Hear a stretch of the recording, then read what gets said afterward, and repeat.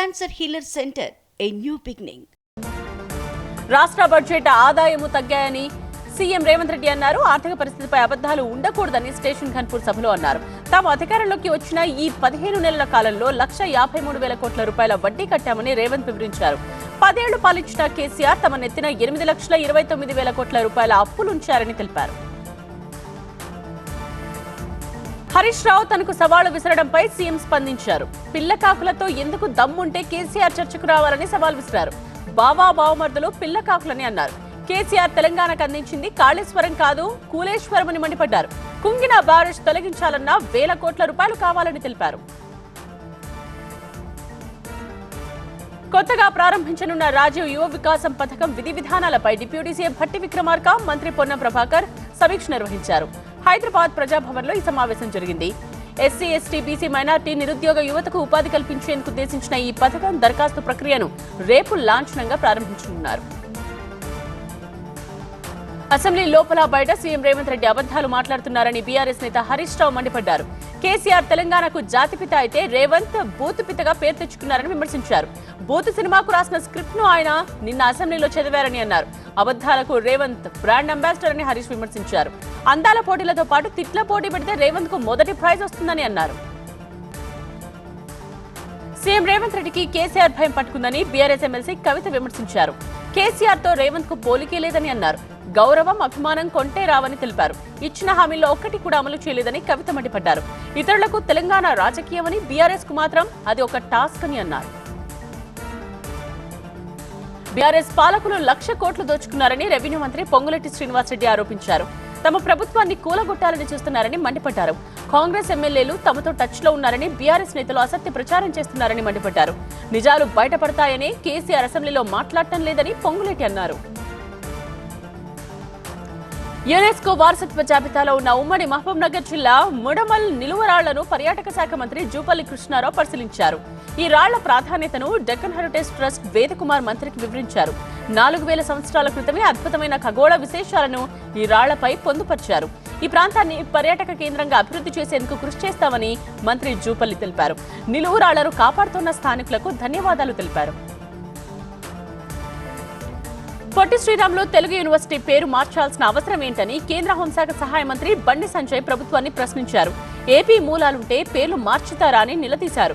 ఎన్టీఆర్, కోట్ల విజయభాస్కర్ రెడ్డి, నీలం సంజీవ్ రెడ్డి పేర్లతో ఉన్న వాటిని కూడా మార్చుతారా అని అడిగారు. ట్యాంక్ బండ్ పై ఉన్న ఆంధ్రా నాయకుల విగ్రహాలు తొలగించే దమ్ముందా అని సవాల్ విసిరారు. హైదరాబాద్ లోని మహబూబ్ నగర్ ఎంపీ డీకే అరుణ నివాసంలోకి అర్ధరాత్రి దొంగ చొరబడ్డాడు. దాదాపు గంటన్నర పాటు అతను ఇంట్లో ఉన్నట్టు సీసీ కెమెరాలో రికార్డ్ అయింది. అతను గతంలో ఆ ఇంట్లో పనిచేసిన వంటవాడని పోలీసులు అనుమానిస్తున్నారు. ఈ దొంగతనం ఘటనపై ఎంపీ డీకే అరుణ స్పందించారు. అతను ఎందుకు వచ్చాడో తెలియడం లేదని, తలుచుకుంటేనే భయమేస్తోందని ఆందోళన వ్యక్తం చేశారు. ఇప్పటికైనా తమ కుటుంబానికి భద్రత కల్పించాలని సీఎం రేవంత్ రెడ్డికి డీకే అరుణ విజ్ఞప్తి చేశారు.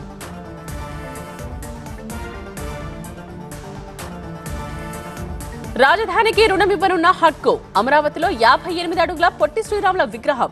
బాలినేనిపై విరుచుకుపడ్డ దర్శి ఎమ్మెల్యే, ప్రకాశం జడ్పీ చైర్పర్సన్. ఇలాంటి ఏపీ టాప్ 9 న్యూస్ ని చూద్దాం. రాజధాని అమరావతి నిర్మాణం కోసం సిఆర్డీఏకి రుణం ఇచ్చేందుకు హడ్కో సమ్మతించింది. ముఖ్యమంత్రి చంద్రబాబు సమక్షంలో సిఆర్డీఏ, హడ్కో ప్రతినిధులు ఒప్పందం మార్చుకున్నారు. సిఆర్డీఏకి 11,000 కోట్ల రూపాయలు రుణంగా హడ్కో ఇవ్వనుంది.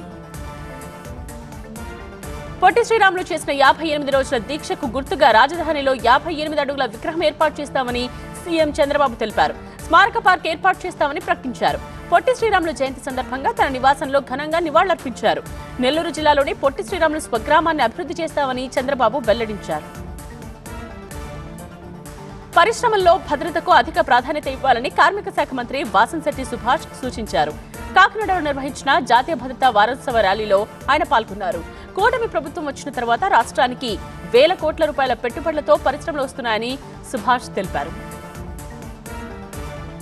ఉమ్మడి కర్నూలు జిల్లా పరిషత్ సర్వసభ్య సమావేశంలో మంత్రి టీజీ భరత్ సమక్షంలో జరిగింది. ఈ వేసవి తాగునీటి సమస్యపై చర్చ జరిగింది. సమావేశం మధ్యలో మంత్రి, ఎంపీ, 2 ఎమ్మెల్యేలు బయటకు వెళ్లిపోవడంతో వైసీపీ ఎమ్మెల్యే విరూపాక్షి, జెడ్పీటీసీ సభ్యులు ఆగ్రహం వ్యక్తం చేశారు.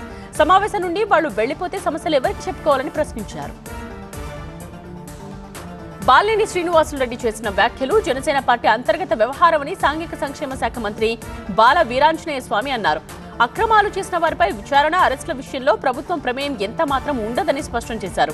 భూ కబ్జాలపై ఫిర్యాదులు వస్తే పోలీసులు విచారణ జరుపుతారని బాలవీరాంజనేయ స్వామి తెలిపారు.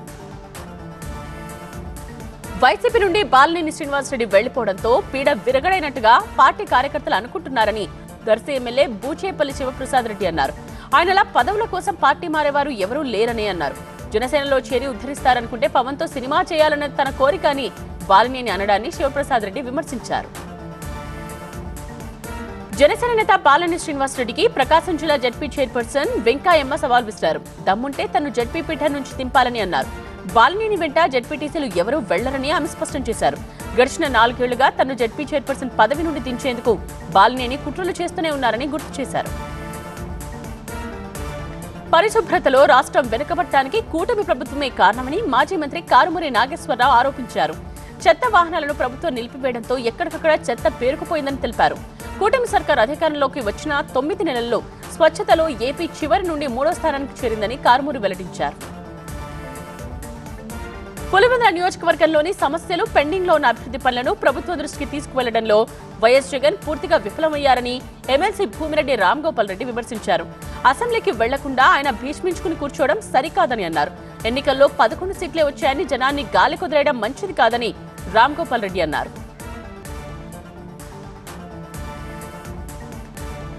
చెస్ లో నారా దేవాంశ్ రికార్డ్ బ్రేక్ చేసిన మిర్యాలగూడ బుడతడు సీతారామ కాలువకు గండి కొట్టిన రైతులు. రేపటి నుండి ఏపీలో 10th పరీక్షలు. ఇలాంటి తెలుగు రాష్ట్రాల టాప్ 9 న్యూస్ చూద్దాం. సమాజంలో అడుగంటిపోతున్న విలువలు పునరుద్ధరించడానికి మఠాలు ఎంతో ఉపయోగపడుతున్నాయన్నారు పర్యాటక శాఖ మంత్రి జూపల్లి కృష్ణారావు. సంస్కృతి, సనాతన ధర్మ పునరుద్ధరణ మఠాల ద్వారా సాధ్యమని తెలిపారు. నారాయణపేట జిల్లా మాగనూరు మండలంలోని పశ్చిమాద్రి సంస్థాగత విరక్త మఠం బ్రహ్మోత్సవాల్లో మంత్రి జూపల్లి పాల్గొన్నారు. నల్గొండ జిల్లా మిర్యాలగూడకు చెందిన 5వ తరగతి విద్యార్థి గుండా కార్తికేయ చదరంగంలో సరికొత్త ప్రపంచ రికార్డు సాధించి నోబెల్ బుక్ ఆఫ్ వరల్డ్ రికార్డులో స్థానం సంపాదించాడు. పోటీలో 180 బోర్డులపై వేగంగా పావులు కదుపుతూ 5334 ప్రాబ్లమ్స్ కాంబినేషన్స్ సాధించాడు. 11.59 నిమిషాల్లో సాధించి నారా దేవాంశ్ రికార్డును బ్రేక్ చేశాడు. భద్రాద్రి కొత్తగూడెం జిల్లా బూర్గంపాడు మండలం టేకుల చెరువు సమీపంలో సీతారామ ప్రాజెక్ట్ కాలువకు రైతులు గండి కొట్టారు. పంట పొలాలు ఎండిపోతూ ఉండడంతో రైతులు ఈ చర్యకు పూనుకున్నారు. దాదాపు 25 అడుగుల మేర గండి కొట్టి నీటిని దోమలవాగు చెరువుకు మళ్లిస్తున్నారు. అధికారుల అనుమతితోనే తాము గండి కొట్టామని రైతులు చెప్తున్నారు. రద్దయిన 500, 1000 రూపాయల నోట్లు మార్చేందుకు ప్రయత్నిస్తున్న 4గురిని Hyderabad central zone task force పోలీసులు అరెస్ట్ చేశారు. వీరి నుండి 55.52 లక్షల రూపాయలు స్వాధీనం చేసుకున్నారు. వీరిలో ఒక మహిళ కూడా ఉన్నారు. ఆరోగ్యం కోసం ప్రతి ఒక్కరూ రోజు గంట సేపు వ్యాయామం చేయాలని అల్లూరు జిల్లా, అనకాపల్లి జిల్లా కలెక్టర్స్ పిలుపునిచ్చారు. యోగా విద్యార్థులతో కలిసి కలెక్టర్స్ ఆసనాలు చేశారు. 2 కలెక్టర్లు 5 కిలోమీటర్లు సైక్లింగ్ చేశారు. హైడ్రా స్పీడ్ తగ్గలేదు, ఇంకా 4 రెట్లు పెరిగిందన్నారు కమిషనర్ రంగనాథ్. హైడ్రాను కేవలం కూల్చివేతల కోణంలోనే చూడొద్దని చెప్పారు. మొదటి దశలో 6 చెరువులకు పునరుజ్జీవం పోస్తున్నామన్నారు రంగనాథ్. ఆ తర్వాత మిగతా చెరువుల అభివృద్ధికి ప్రభుత్వాన్ని కోరుతామని చెప్పారు. నల్గొండ జిల్లా గుండ్రాంపల్లి ఉన్నత పాఠశాల పూర్వ విద్యార్థుల సిల్వర్ జూబ్లీ సమ్మేళనం ఘనంగా జరిగింది. 2000 సంవత్సరంలో ఇక్కడ చదువుకున్న విద్యార్థుల్లో దాదాపు 80 మంది ఈ కార్యక్రమంలో పాల్గొన్నారు. తమ పాత జ్ఞాపకాలను గుర్తు చేసుకున్నారు. ఏపీలో రేపటి నుండి 10వ తరగతి పరీక్షలు ప్రారంభమవుతున్న సందర్భంగా అమలాపురంలో దివ్య సరస్వతి హోమం నిర్వహించారు. బెంగళూరుకు చెందిన అఖిల భారత ఆదిశైవ శివాచార్య సేవా సంఘం అధ్యక్షుడు సోమ సుందర దీక్షితులు ఈ హోమానికి హాజరయ్యారు. విద్యార్థులకు వేదాశీర్వచనం ఇచ్చారు.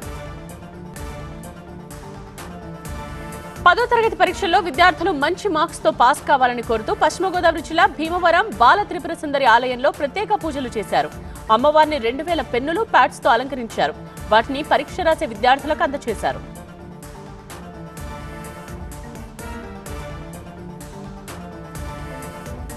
ఐఫాకు ప్రధాని మోదీ అభినందనలు.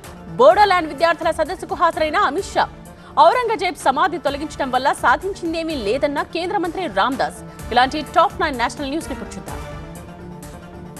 2020లో కుదిరిన అస్సాం బోడోల్యాండ్ శాంతి ఒప్పందంలోని షరతులను కేంద్ర ప్రభుత్వం 100% అమలు చేస్తోందని కేంద్ర హోంమంత్రి అమిత్ షా తెలిపారు. ఒప్పందంపై సంతకాలు జరిగాక ఈ ప్రాంతంలో శాంతి నెలకొందని అన్నారు. అస్సాంలోని కోక్రాఝార్లో జరిగిన ఆల్ బోడో స్టూడెంట్స్ యూనియన్ 57వ వార్షిక సదస్సుకు అమిత్ షా హాజరయ్యారు. డ్రగ్స్ రహిత భారతదేశ నిర్మాణంలో భాగంగా డ్రగ్స్ ముఠాలపై ఎటువంటి కనికరం చూపమని కేంద్ర హోంమంత్రి అమిత్ షా ప్రకటించారు.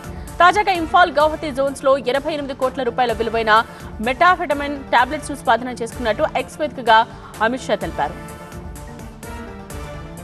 సమాజంలో పెరుగుతోన్న డ్రగ్ మాఫియా ప్రభావంపై కేరళ సీఎం విజయన్ ఆందోళన వ్యక్తం చేశారు.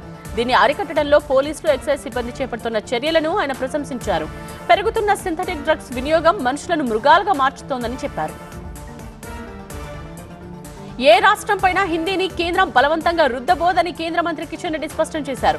ప్రాంతీయ భాషలను ప్రోత్సహించాలని మొదటి నిర్ణయం తీసుకున్నది మోదీ ప్రభుత్వమేనని తెలిపారు. త్రిభాషా విధానంపై తమిళనాడు సీఎం స్టాలిన్ది వితండవాదమని ఆగ్రహం వ్యక్తం చేశారు. రైసినా సదస్సులో పాల్గొనేందుకు న్యూజిలాండ్ ప్రధాని క్రిస్టోఫర్ లక్సన్ భారత్ వచ్చారు. ఢిల్లీ ఎయిర్పోర్ట్ లో ఆయనకు కేంద్ర మంత్రి ఎస్పీ సింగ్ బఘేల్ స్వాగతం పలికారు. రైసినా డైలాగ్ సదస్సుకు లక్సన్ ముఖ్య అతిథి, కీలక వక్త కూడా. రేపు ఆయన హైదరాబాద్ హౌస్ లో ప్రధాని మోదీతో ద్వైపాక్షిక అంశాలపై చర్చలు జరుపుతారు. ప్రధాని హోదాలో ఆయన భారత్ కు రావడం ఇదే మొదటిసారి. స్వేచ్ఛ వాణిజ్య ఒప్పందంపై భారత్, న్యూజిలాండ్ చర్చలు ప్రారంభించాయి. వాణిజ్య మంత్రి పీయూష్ గోయల్ ఆ దేశ వాణిజ్య మంత్రితో చర్చలు జరిపారు. రెండు దేశాల మధ్య గడిచిన 9 నెలల కాలంలో వాణిజ్యం $1 బిలియన్ దాటిందని పీయూష్ గోయల్ ఎక్స్ వేదికగా వెల్లడించారు. ప్రధాని మోదీ అశ్రద్ధతో కూడిన పాలన, విధానపరమైన గందరగోళం కారణంగా దేశంలో గాలి నాణ్యత దారుణంగా పడిపోతోందని కాంగ్రెస్ ప్రధాన కార్యదర్శి జైరాం రమేష్ ఆరోపించారు. గడిచిన 10 ఏళ్ల కాలంలో ప్రజా వ్యతిరేక పర్యావరణ చట్ట సవరణల్ని వెనక్కి తీసుకోవాలని డిమాండ్ చేశారు. స్విస్ సంస్థ IQA నివేదిక ప్రకారం ప్రపంచంలో అత్యంత కలుషిత 100 నగరాల్లో 74 భారత్లో ఉన్నాయన్నారు. సంభాజీనగర్లోని ఔరంగజేబ్ సమాధిని తొలగించడం ద్వారా ఎటువంటి ప్రయోజనం ఉండదని కేంద్ర మంత్రి రామ్దాస్ అఠవాలే అన్నారు. సమాధి తొలగించాలన్న డిమాండ్ను ఆయన వ్యతిరేకించారు. ఔరంగజేబ్ సమాధిని తొలగించాలని బజరంగ్ దళ్, విశ్వ హిందూ పరిషత్ డిమాండ్ చేస్తున్నాయి. రేపు ఢిల్లీలో జరిగే రైసినా డైలాగ్ 10వ సదస్సులో పాల్గొనేందుకు విదేశీ అతిథులు భారత్కు వస్తున్నారు. భౌగోళిక రాజకీయాలపై భారత్ నిర్వహించే అతిపెద్ద సదస్సు ఇది. ప్రధాని మోదీ దీన్ని ప్రారంభిస్తారు. 125 దేశాల నుండి 3000 మంది ప్రతినిధులు ఈ సదస్సుకు హాజరవుతున్నారు. పంజాబ్ లో ఆప్ ప్రభుత్వం ఏర్పడి 3 ఏళ్లైన సందర్భంగా అమృత్సర్ స్వర్ణ దేవాలయంలో ఆప్ జాతీయ కన్వీనర్ అరవింద్ కేజ్రీవాల్, పంజాబ్ సీఎం భగవంత్ మాన్ ప్రత్యేక ప్రార్థనలు చేశారు. గడిచిన 70 ఏళ్లలో చేయని పనులు తమ 3 ఏళ్ల పాలనలో చేశామని సీఎం మాన్ అన్నారు. గత నెల అసెంబ్లీలో జరిగిన వాగ్వాదం ముదరడంతో ఉత్తరాఖండ్ ఆర్థిక శాసనసభ వ్యవహారాల శాఖ మంత్రి ప్రేమ్ చంద్ అగర్వాల్ తన పదవికి రాజీనామా చేశారు. సీఎం పుష్కర్ సింగ్ ధామిని కలిసి ఆయన తన రాజీనామా లేఖను అందజేశారు. ఢిల్లీ ప్రజల ఆకాంక్షలకు అనుగుణంగా తమ బడ్జెట్ ఉంటుందని సీఎం రేఖా గుప్తా తెలిపారు. ప్రజల నుండి సేకరించిన అభిప్రాయాలన్నింటినీ పరిగణలోకి తీసుకుంటున్నామని చెప్పారు.